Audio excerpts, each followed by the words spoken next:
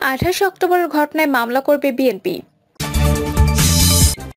শেখ হাসিনা দুর্নীতির মহানায়িকা। জানাবো সিলেটে ব্যবসায়ী ও অটো চালকদের দফায় দফায় সংঘর্ষ। এবং সর্বশেষ জানাবো শেখ হাসিনা ভারতে গৃহবন্দী নন।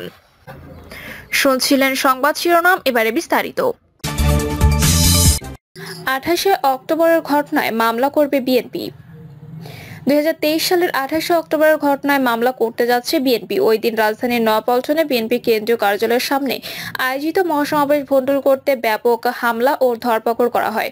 সরকার পতনের এক দফা কর্মসূচি অংশ হিসেবে বিভিন্ন রাজনৈতিক দলের যুগপৎ আন্দোলন চলাকালে ঐতিহাসিক ওই সমাবেশের আয়োজন করা হয়। বিএনপির পক্ষ থেকে বলা হয়েছে, ওই দিনের হামলা ও নিপীড়ন, টিয়ার গ্যাস নিক্ষেপ ও গুলি চালানো সহ জাতীয় নেতৃবৃন্দকে গ্রেপ্তারের বিষয়ে মামলা করা হবে।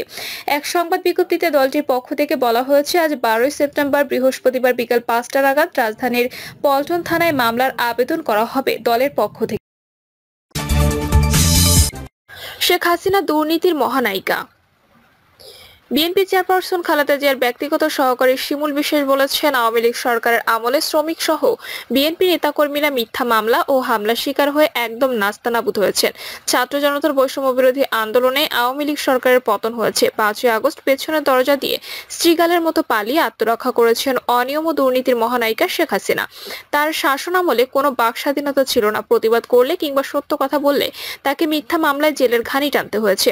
বর্তমানে বাক স্বাধীনতা ফিরে পেয়েছেন, তারা প্রাণ খুলে কথা বলছেন ও স্বাধীনভাবে চলাফেরা করছেন। আমাদের এই বিজয়কে কোনোভাবে ম্লান হতে দেওয়া যাবে না। শেখ হাসিনা ভারতে গৃহবন্দী নন। বাংলাদেশের সাবেক প্রধানমন্ত্রী শেখ হাসিনা গত 1 মাসেরও বেশি সময় ধরে দিল্লিতে কার্যত গৃহবন্দী দশায় কাটাচ্ছে বলে ভারতেরই এক শ্রেণীর সংবাদ মাধ্যমে যেসব খবর বেরিয়েছে তা পুরোপুরি খারিজ করে দিচ্ছে দিল্লি। ভারতের নীতি নির্ধারণী পর্যায়ে জড়িত একাধিক শীর্ষস্থানীয় কর্মকর্তা জোর দিয়ে জানিয়েছেন, শেখ হাসিনা ভারতের অতিথি, তাকে সম্মানিত অতিথির মর্যাদাতে এখানে রাখা হয়েছে। কোনো গৃহের সেফ হাউসে বা অতিথির নিবাসে তাকে বন্দী রাখার প্রশ্নই ওঠে না, এই কথাও তারা স্পষ্ট করে দিয়েছেন। তবে ভারতে তার এবারের আশাটা যেহেতু একেবারে অস্বাভাবিক একটা পরিস্থিতিতে, তাই সেটার সঙ্গে খাপ খাইয়ে নিতে শেখ হাসিনাকেও কিছু প্রোটোকল মেনে চলতে হচ্ছে, এ কথা তারাও স্বীকার করেছেন। কিন্তু এই প্রোটোকলগত বিধিনিষেধগুলো ঠিক কি রকম? বাংলা ট্রিবিউন দিল্লিতে সংশ্লিষ্ট নানা মহলের সঙ্গে কথা বলে যেটুকু জানতে পেরেছে তা এরকম। ভারতে থাকাকালীন শেখ হাসিনাকে কোনো দেশি বা বিদেশি সংবাদ মাধ্যমের সঙ্গে কথা বলতে বা সাক্ষাৎকার দিতে দেওয়া হচ্ছে না, অথচ ভারতের বহু শীর্ষস্থানীয় পত্রিকা বা চ্যানেল তার সাক্ষাৎকার পেতে আগ্রহ প্রকাশ করেছে। কিন্তু হোস্ট হিসেবে ভারত সেসব অনুরোধই আপাতত নাকচ করে দিয়েছে। শেখ হাসিনাকে বিভিন্ন ডিব্রিফিং সেশনে এটাও বুঝিয়ে দেওয়া হয়েছে যে ভারতে থাকাকালীন বাংলাদেশের অভ্যন্তরীণ রাজনৈতিক কর্মকাণ্ডে তিনি যদি প্রকাশ্যে লিপ্ত না হন সেটাই সমীচীন হবে। অর্থাৎ ভারতের মাটিতে থেকে আওয়ামী লীগের সভানেত্রী হিসেবে তিনি যদি প্রকাশ্য বিবৃতি দেওয়া বা কোনো কর্মসূচি আহ্বান জানানো থেকে বিরত থাকেন, সেটাই উভয়ের জন্য মঙ্গল। আসলে দিল্লি এমন কোনো বার্তা দিতে চাইছে না যে ভারতের মাটিতে তাকে আশ্রয় দিয়ে তারপর বাংলাদেশের রাজনীতিতে হস্তক্ষেপ করার সুযোগ করে দেওয়া হয়েছে। তবে এর মানে এই নয় যে শেখ হাসিনা বাংলাদেশে বা দেশের বাইরে আন্তর্জাতিক মহল থেকে পুরোপুরি বিচ্ছিন্ন হয়ে আছেন। বস্তুত গত 5ই আগস্ট দিল্লির কাছে হিন্ডন বিমান ঘাঁটিতে অবতরণ করার পর থেকে তিনি নিয়মিতই তার দলীয় নেতাকর্মী, পৃথিবীর বিভিন্ন প্রান্তে ছড়িয়ে থাকা বন্ধু, শুভাকাঙ্ক্ষী মহল ও আত্মীয় স্বজনদের সঙ্গে যোগাযোগ করেছেন, ফোনেও কথা বলেছেন। এমনকি বাংলাদেশের কোনো জেলায় আওয়ামী লীগ নেতার সঙ্গে তার ফোনে কথাবার্তার অডিও ভাইরাল হয়েছে। শেখ হাসিনার ব্যক্তিগত নম্বর যাদের কাছে আছে তারা অনেকেই গত 1 মাসে তার সঙ্গে যোগাযোগ করে কথা বলেছেন বলেও এই প্রতিবেদক নিশ্চিত করতে পেরেছেন।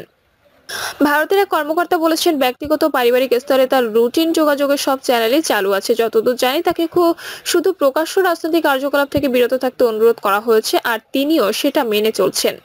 পারিবারিক স্তরে শেখ হাসিনার ছেলে সজীব অজেদ জয় ও মেয়ে সাইমা অজেদ পুতুলের সঙ্গে তার নিয়মিত যোগাযোগ ও কথাবার্তা হচ্ছে। যুক্তরাষ্ট্রের ভার্জিনিয়ার বাসিন্দা জয় অবশ্যই এখনো ভারতে আসেনি, তবে বিশ্ব স্বাস্থ্য সংস্থার দক্ষিণ পূর্ব এশিয়ার আঞ্চলিক পরিচালক হওয়ার সুবাদে পুতুল এখন রয়েছেন দিল্লিতেই। মেয়ের সঙ্গে হাসিনার ইতিমধ্যে একাধিকবার মুখোমুখি দেখা হয়েছে, তা নিয়েও কোনো সন্দেহ নেই। তবে সঙ্গত কারণেই তার কোনো বিবরণ কোথাও প্রকাশ করা হয়নি। বস্তুত শেখ হাসিনাকে ঠিক কোথায় ও কিভাবে রাখা হয়েছে তা নিয়ে ভারত এখনো পর্যন্ত আনুষ্ঠানিকভাবে একটি শব্দ বলেনি। ভারতের পররাষ্ট্র বা স্বরাষ্ট্র মন্ত্রণালয়ের কর্মকর্তাদের এ নিয়ে কিছু জিজ্ঞেস করলে তারা যা বলছেন সেটার মূল কথাটা হলো, শেখ হাসিনা একটা অস্বাভাবিক পরিস্থিতিতে ভারতের সাময়িকভাবে চলে আসতে বাধ্য হয়েছেন এবং ভারত তাকে আতিথেয়তা দিচ্ছে। ফলে এটা নিয়ে বাইরের ফলাও করে বলার কিছু নেই, বরং বন্ধু প্রতিম এই অতিথির সম্মান ও মর্যাদা বিবেচনায় নিয়ে পুরো জিনিসটা লোকচক্ষুর আড়ালে রাখাই বাঞ্ছনীয়। তবে আগামী দিনে ভারত যদি তাকে পলিটিক্যাল অ্যাসাইলাম বা রাজনৈতিক আশ্রয় দেয় তখন পরিস্থিতিটা সম্পূর্ণ পাল্টে যাবে। এটাও দায়িত্বশীল কর্মকর্তারা স্বীকার করেছেন। তখন হয়তো এই জাতীয় বিধিনিষেধ অনেকটাই প্রত্যাহার করে নেওয়া হবে। আসলে শেখ হাসিনা যেরকম রাজনৈতিক প্রোফাইল এবং ভারতের সঙ্গে তার যে প্রায় অর্ধ শতাব্দীর সুসম্পর্ক, তাতে ভারত তাকে এদেশে আশ্রয় দিলে রাজনৈতিক স্বাধীনতা দিয়েই থাকতে দেবে। দিল্লির পর্যবেক্ষকরা সেরকমই ধারণা করছেন। দিল্লির জেএনইউতে আন্তর্জাতিক সম্পর্কের এক অধ্যাপকের কথায় রাজনৈতিক আশ্রয় যাদের দেওয়া হয় তাদের এক একজনের ক্ষেত্রে ভারতে বসবাসের শর্ত এক এক রকম হয়। দালাই লামা যেমন ভারতে তার প্রথম দিন থেকে তিব্বতী ধর্মগুরু হিসেবে সব ধরনের রাজনৈতিক বা ধর্মীয় কার্যকলাপ চালানোর অনুমতি পেয়েছিলেন, আফগান প্রেসিডেন্ট নাজিবুল্লাহর পরিবার আবার তা পাননি। তবে এই মুহূর্তে শেখ হাসিনা ভারতের একজন অত্যন্ত সম্মানিত অতিথি এবং তাকে সেই প্রাপ্য সম্মান ও মর্যাদা দিয়ে রাখা হচ্ছে বলে ভারতের কর্মকর্তারা একান্ত আলোচনায় জানাচ্ছেন।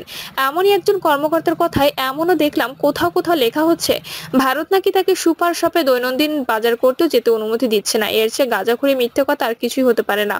বরং রাষ্ট্রের একজন গুরুত্বপূর্ণ অতিথি হিসেবে আপাতত তার যাবতীয় দেখাশোনা, ভালো মন্দ, সুরক্ষা ও নিরাপত্তার ভার আমরা নিয়েছি। এটা মাথায় রাখলে বুঝতে পারবেন আমি কি বলতে চাইছি। সিলেটে ব্যবসায়ী ও অটো চালকদের দফায় দফায় সংঘর্ষ। সিলেটে সিএনজি চালিত অটোরিকশা চালক ও ব্যবসায়ীদের মধ্যে সংঘর্ষ হয়েছে। দুপুর 1:30টার দিকে নগরীর সিটি সুপার মার্কেটের ব্যবসায়ীদের সঙ্গে সংঘর্ষ হয়। কয়েক দফায় দুপক্ষের মধ্যে ধাওয়া পাল্টা ধাওয়া ও ইটপাটকেল নিক্ষেপ চলে। এতে বেশ কয়েকজন আহত হওয়ার খবর পাওয়া গেছে। এছাড়া কয়েকটি অটোরিকশা ও একটি প্রাইভেট কার ভাঙচুর করা হয়েছে। বর্তমানে বন্দরবাজার এলাকায় থমথমে অবস্থা বিরাজ করছে। পরিস্থিতি নিয়ন্ত্রণে ঘটনাস্থলে রয়েছে পুলিশ। প্রত্যক্ষদর্শীরা জানান, সিএনজি চালিত অটোরিকশা পার্কিং করাকে কেন্দ্র করে সিটি সুপার মার্কেটের ব্যবসায়ীর সঙ্গে অটো চালকের বাকবিতণ্ডা হয়। এ সময় অন্য ব্যবসায়ী ও চালকরা এগিয়ে এলে দুই পক্ষের মধ্যে সংঘর্ষ শুরু হয়। পরে ব্যবসায়ীরা বেশ কিছু অটোরিকশা ভাঙচুর করেন। এক পর্যায়ে ব্যবসায়ীদের ধাওয়ায় চালকরা পিছু হটেন। খবর পেয়ে পুলিশ ঘটনাস্থলে আসে। তবে দুপক্ষের লোকজন মুখোমুখি অবস্থানে রয়েছে।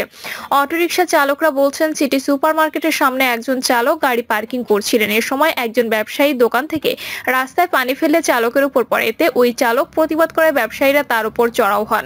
এরপর দুই পক্ষের মধ্যে সংঘর্ষ হয়। সিলেট জেলা সিএনজি চালিত অটোরিকশা শ্রমিক ইউনিয়নের সভাপতি জাকারিয়া আহমদ বলেন, একজন অটোরিকশা চালক সিটি সুপার মার্কেটের সামনে গাড়ি পার্কিং করে ব্যবসায়ীরা মারধর করেন। এতে ওই শ্রমিকের মাথা ফেটে গেলে অন্য শ্রমিকরা প্রতিবাদ করতে যায়। এ সময় মার্কেটের অন্য ব্যবসায়ীরা এসে হামলা চালায়। ব্যবসায়ীরা অন্তত 30 থেকে 35টি গাড়ি ভাঙচুর করেছেন। এতে 30 থেকে 40 জন শ্রমিক আহত হন। আহতরা সিলেট এম.এ.জি. ওসমানী মেডিকেল কলেজ হাসপাতালে চিকিৎসা নিচ্ছেন। ব্যবসায়ীদের হামলায় তিনি নিজেও আহত হয়েছেন বলে দাবি করেন। সিলেট মেট্রোপলিটন পুলিশের অতিরিক্ত উপকমিশনার মোহাম্মদ সাইফুল ইসলাম বলেন, অটোরিকশা চালক ও ব্যবসায়ীদের মধ্যে সংঘর্ষের ঘটনা ঘটে। কয়েকজন আহত হয়েছেন, বেশ কয়েকটি অটোরিকশা ভাঙচুর হয়েছে। বিষয়টির সমাধানে দুপক্ষকে নিয়ে আলোচনা চলছে। প্রিয় দর্শক, এই ছিল এখনকার সর্বশেষ সংবাদ। আপডেট সব সংবাদ পেতে চ্যানেলটি সাবস্ক্রাইব করে বেল আইকনটি ক্লিক করে রাখুন।